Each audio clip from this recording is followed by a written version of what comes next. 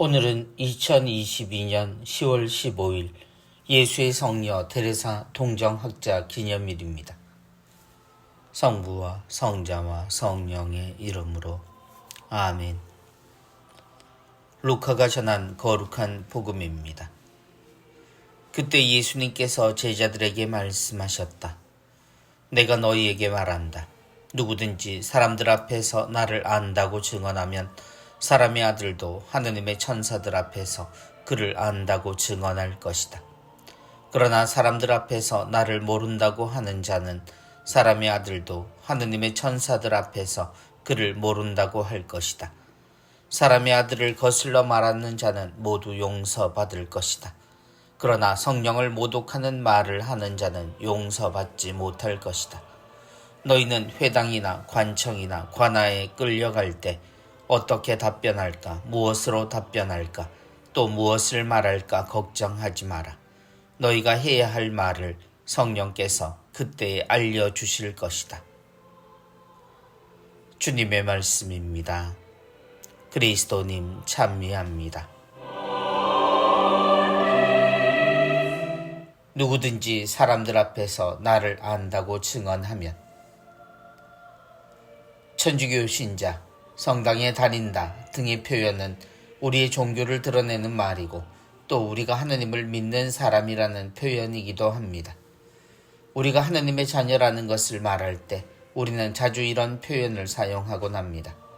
그래서 이 표현은 오늘 예수님이 이야기하신 우리가 예수님을 안다고 증언하는 것에 해당합니다. 그런데 예수님의 이 말씀은 내가 누군가를 기억하는 자의식을 말하는 것에 그치는 것이 아닙니다. 그 앞에 붙어있는 사람들 앞에서 라는 표현이 이 증언이 가치를 가지는 전제 조건입니다.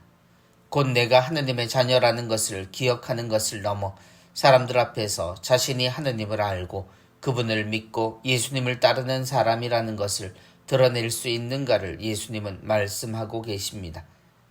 사람의 아들도 하느님의 천사들 앞에서 그를 안다고 증언할 것이다. 그러나 사람들은 생각보다 이 증언에 대해 두려워하거나 회피하는 모습입니다.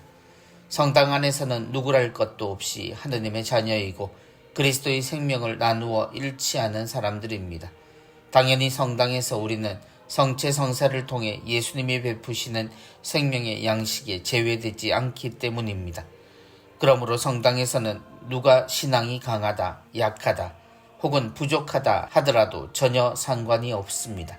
우리는 우리를 당신의 자녀로 증언하시는 주님 앞에서 머물게 됩니다.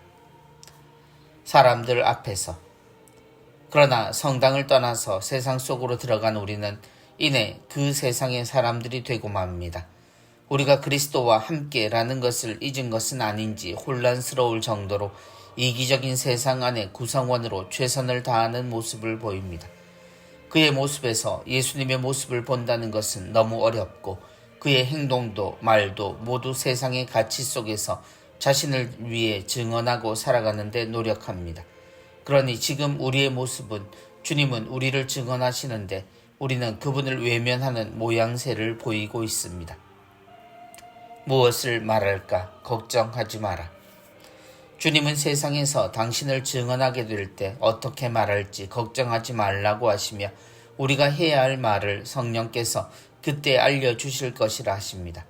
당연히 우리가 평소에 예수님을 따라 살게 된다면 우리는 누군가에게 우리가 왜 이렇게 살고 있는지 증언을 할 수밖에 없을 겁니다.